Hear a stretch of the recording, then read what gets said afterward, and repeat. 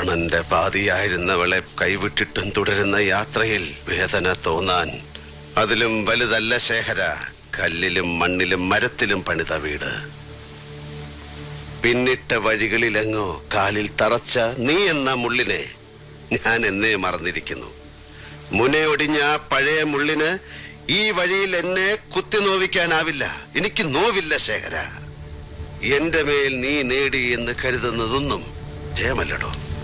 എന്റെ ഹൃദയത്തിനെ ആത്മാവിനെ ജയിക്കാൻ മാത്രം കഴിവ് ശേഖരനുണ്ടാകാൻ നീ ജന്മം പലതും ഇനിയും ജനിക്കേണ്ടിയിരിക്കുന്നു. വഴിമാറാം മുണ്ടാക്കിയാൽ ശേഖര.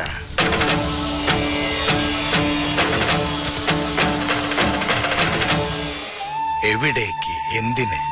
ഈ രണ്ട് ചോദ്യങ്ങളും ഞാൻ ചോദിക്കണില്ല. പക്ഷേ യാത്ര എന്ന് പറയുമ്പോ കയ്യില് ദമ്പടി വേണ്ടേ? തീവണ്ടി കൂലിയും ശാപ്പാടും.